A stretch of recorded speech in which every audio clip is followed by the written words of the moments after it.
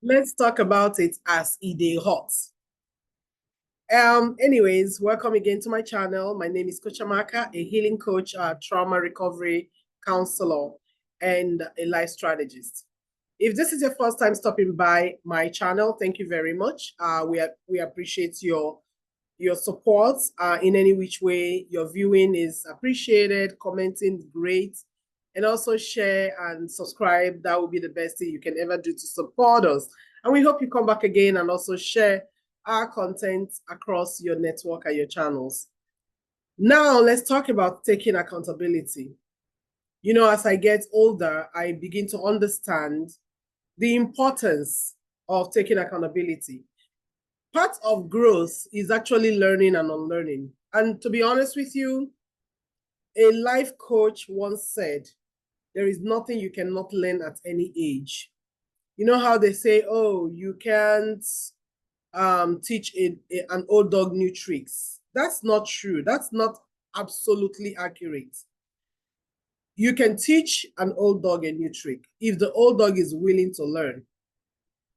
So thank goodness you're still alive. We're still here. I mean, let our being alive count. Make your life, your days, your breath count. Every day you wake up, ask yourself, what have I learned today? What have I gained? How has this day blessed me? How have I taken advantage of this day to be an improved person, to grow a little more, to understand vastly, to appreciate life and be thankful for my experiences and all the good that God has allowed me to enjoy. At the same time, you know, you ask yourself, how have I been a blessing to my world in this day? Have I shared my gifts and my talents with the world? Have I lived my purpose? Have I lived in purpose? Am I living in purpose? Is there something I need to learn, to unlearn? Is there a gift I need to discover within myself? Is there a talent that I have yet untapped? Is there any gift or talent that I need to develop? I need to refine, I need to improve that will better my life and become impactful and beneficial to other people around me, to the world around me? That's the question to ask. And do all you can to not just appreciate the fact that you're alive, but appreciate life for you. And part of that is growing. Like, be intentional about growing. Be intentional about getting better, improving your life, improving your skills, refining any area of your life that has become redundant, has become cold, has become maybe unused, or needing activation or needing stimulation, implementation, activation, like I said earlier, execution, anything just to make your being alive count, make your living count, right? So do that for yourself and you will be better for it. You know, before I go to bed, I make sure that I exhaust my day, like my time. I don't go to bed because it's dark. I don't go to bed because it's late. I don't go to bed because everyone has gone to bed. No, I go to bed when I have fulfilled the day for me.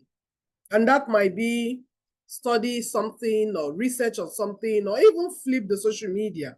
I pick a lot of information from social media. I pick a lot of information from maybe trending topics, the news, happenings and stuff. So yes, if I haven't got the time to take care of that or to check that, or to even like unwind, distress, relax, chill, that's the time I got to do it because my days can be filled with a lot of activities, productivity, and busy schedule and business, right? So, slash busyness. And I like to make sure that I fix little things that also makes me to bloom in my day before I go to sleep. And no matter how late that becomes for me to go to bed, I'm fine with it. I'm never going to fight the fact that I can go to bed at any time. I'm not going to fight it. I go to bed when I go to bed. I wake up when I wake up. I thank God for the day, and I make sure that my day counts. Now, this isn't what I want to talk about. I really want to talk about accountability. When you're taking accountability, it's just that you are recognizing the things that you could have done differently. Either things that you need now to learn, or things that you need now to unlearn, things that you used to do that you considered accurate or okay or well or fine, even though they may not exactly be, but now you're acknowledging that they're not that good, they're not that great, you can do better, and you actually, challenge yourself, be intentional about doing better. That's also how healing works, right? You can heal from anything. Some of us have a trauma of being in our own way, being indifferent, being stuck on our track. Sometimes it's the fear factor.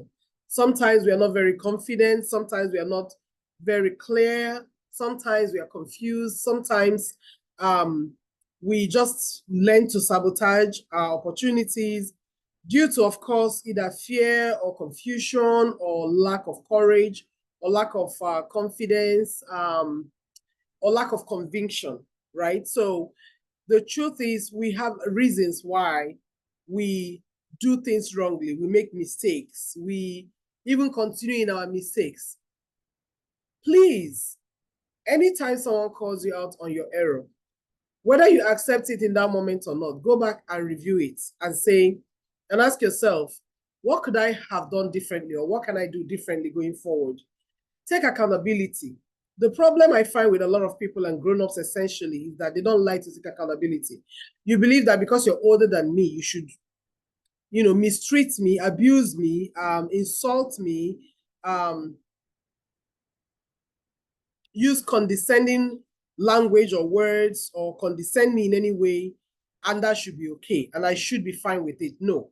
Or because you're older than me, if I'm telling you that you've hurt my feelings, you will not admit it, you will not apologize, you would not take accountability or trying to make things or mend fences with me. That is totally wrong. Or that either because you're a parent, you don't want to admit before your child that you were wrong, you don't want to admit that you messed up, or that you misinterpreted things, or that you misled them, or that you confused them, or that you actually held them back from progressing or accomplishing or achieving or pursuing their biggest dreams, only because you didn't feel comfortable with it, or you didn't believe it, or didn't believe in them at the time. Listen, it's time to take accountability. I don't care what age you are, you can take accountability. If you're 90 years and you're still here, it's time to mend fences. It's time to make things right. It's time to apologize. It's time to accept and admit that you were wrong. You were misleading. You were condescending and denigrating. You were abusive. You were, all kinds of wrong. Admit that, make peace with people you have alive, and then make peace with your soul when you cross over. In the same vein, if you're 80, 75, 70, 60, 65, 50, 55, 40, 45, 30, 35, whatever age bracket you find yourself, it's not too late, not too early to accept your wrongs. Begin now to look in and look within, and begin to make intentional attempts to improve on your knowledge, your skills, your attributes, your character, your communication, your relationships, your engagement, your convictions, your perceptions, your assumptions. Begin now to fix things. We are in the age where thankfully technology has been able to enhance communication and information access. Everything is accessible, except you're not looking for it. Some things will not fall on your lap. Some things will not just come casually to you. You won't bump onto things casually anymore, like certain things, right? Go seek that knowledge, improve, Change who you used to be, who you have always been known to be. Oh, you never apologize for anything. You think that's a flex? You think that's a compliment? It's not a compliment. It just means that you have been rude all your life.